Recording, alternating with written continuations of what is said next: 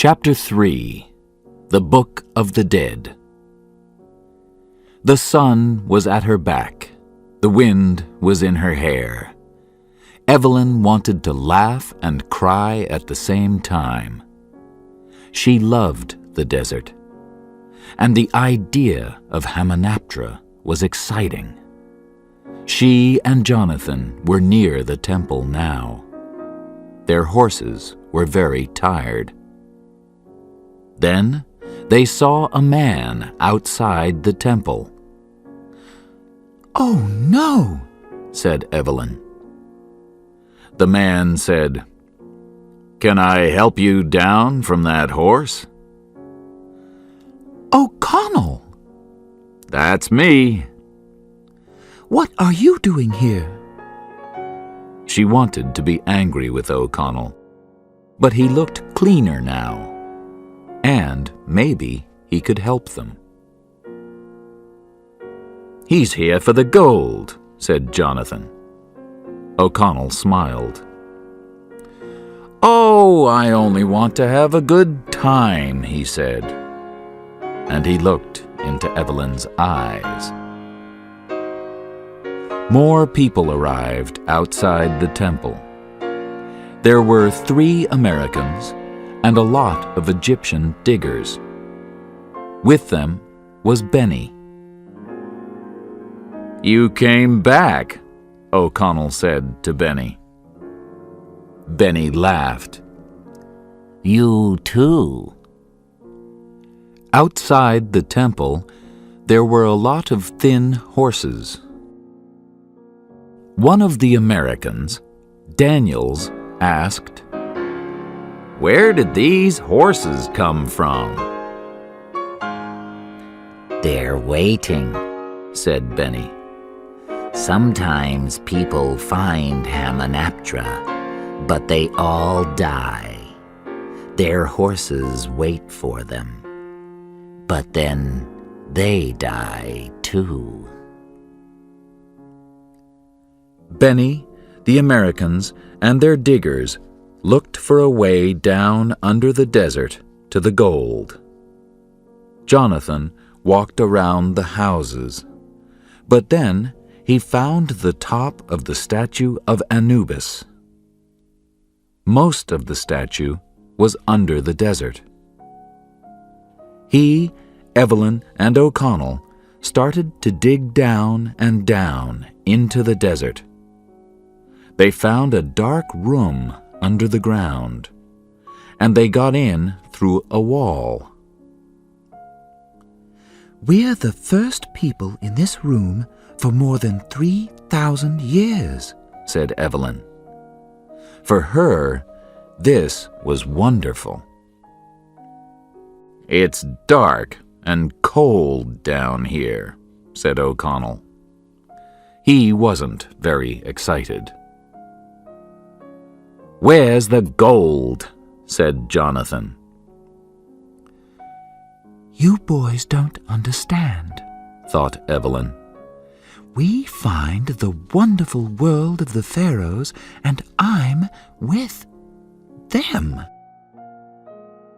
Then they lit a candle in the room. "Oh my God," said Evelyn. "It's a Sa-neche." "It's a what?"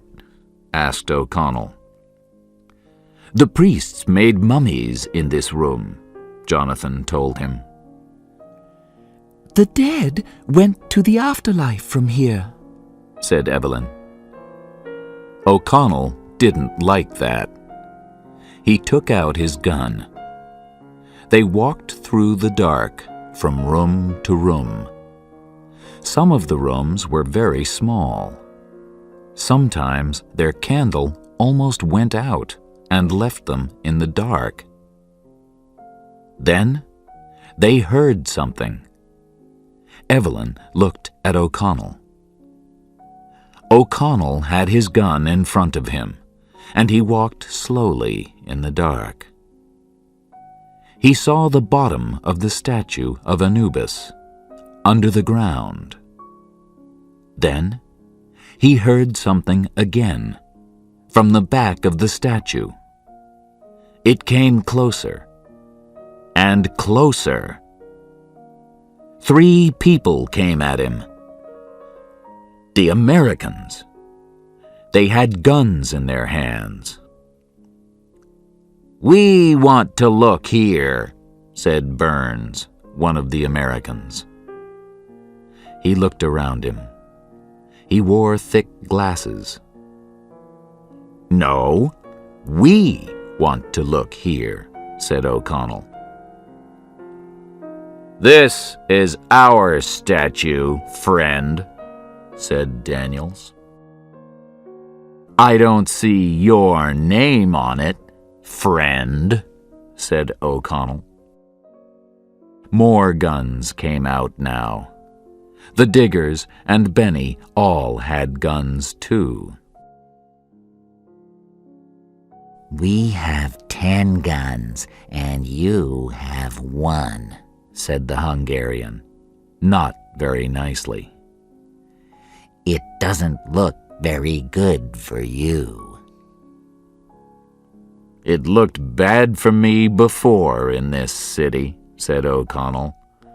"But here I am again." Here I am too," said Jonathan. His face was white, but he had a small gun in his hand. Benny's eyes were wild. He wanted to kill O'Connell.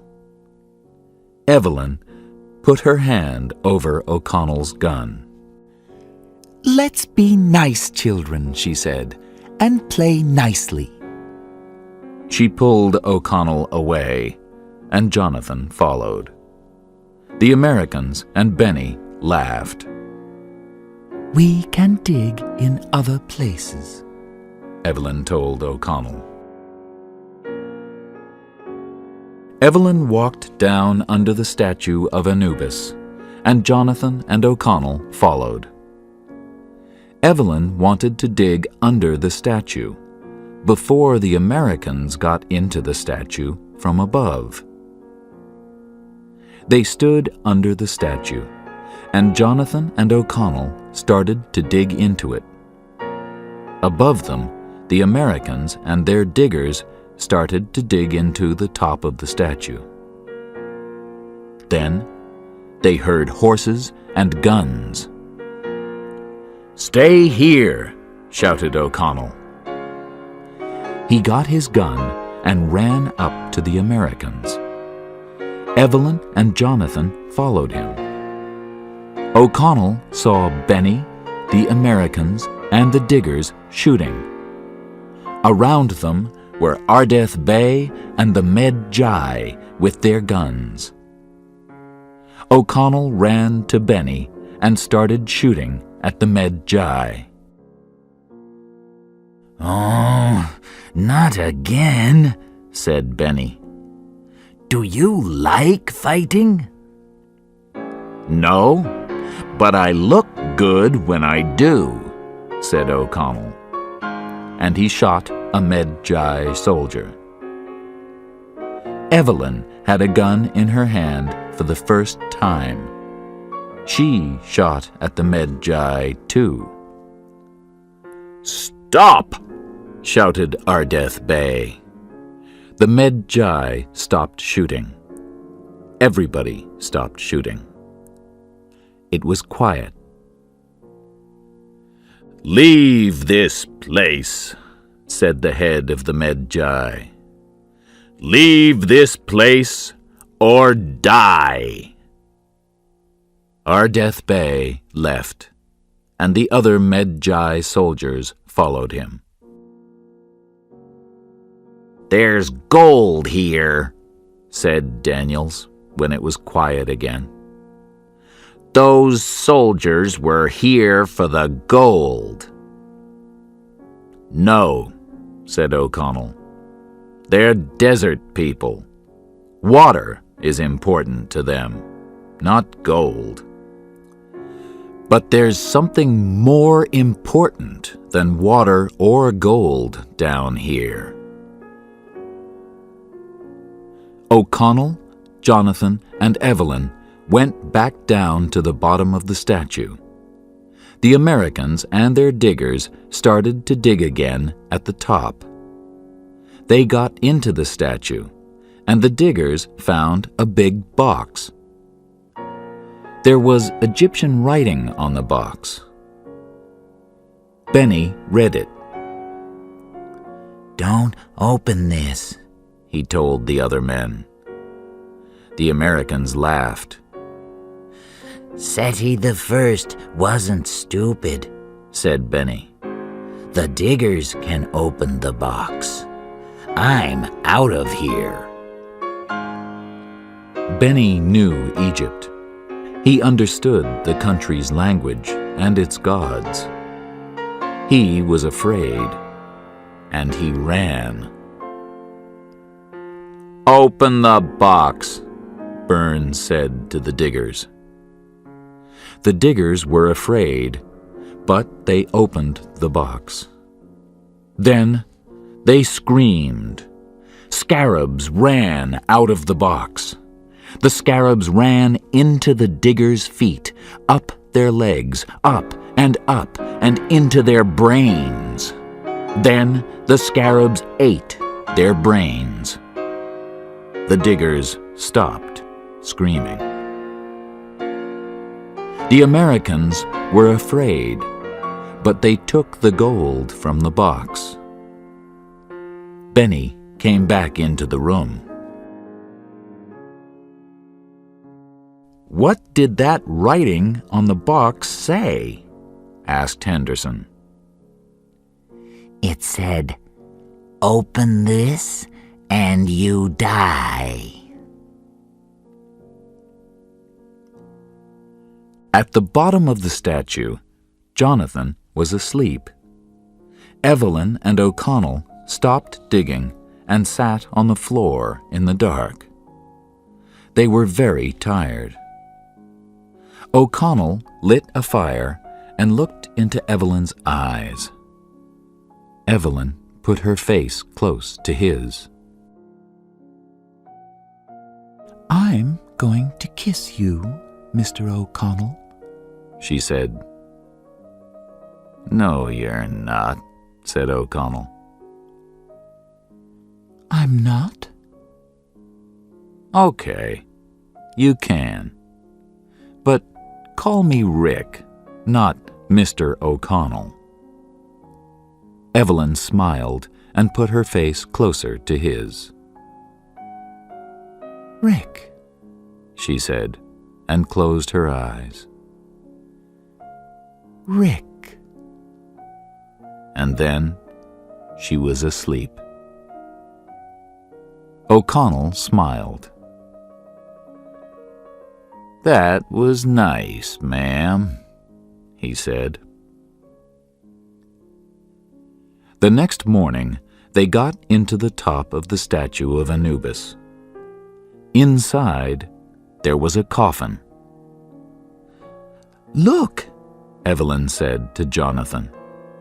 "there's no writing on this coffin, so the dead man in here isn't going to the afterlife. He's staying in this world. He did something very, very bad." Jonathan took out the key and put it in the coffin. The coffin half opened. O'Connell pulled the coffin open, and a 3,000-year-old mummy stood up. O'Connell, Evelyn, and Jonathan screamed. Then the mummy fell back in its coffin. Imhotep wasn't dead, but he wasn't of this world. He was undead. He wanted life. Above them, the Americans looked in the box. They wanted gold, but they found only a book. Henderson took it out. "It's an old black book," he said. "Be careful with that," said Benny. It's the Book of the Dead. I don't want a book, shouted Daniels. He was angry, and he kicked the box. The box broke, and a smaller gold box fell out. That's better, said Daniels. And he took the box, with Anck-su-namun's heart in it. That evening, Evelyn, Jonathan, and O'Connell walked up to the top of the statue again. They sat around a fire with the Americans. Benny was asleep, with the Book of the Dead next to him. Evelyn tried not to take it, but it was impossible. She had to look at it. She took it and opened it. The second person in 3,000 years with the Book of the Dead in her hands. It was exciting. Do you think that's a good idea? Asked O'Connell. Oh, said Evelyn. people read books all the time. She looked at O'Connell. Her face said, I work in a museum. I know about books, and you don't. Evelyn began to read to O'Connell from the book. Am-kum-ra. Am-hum-day. Below them, Imhotep moved. The words from the Book of the Dead started him on his way back to life. The scarabs started to fly again.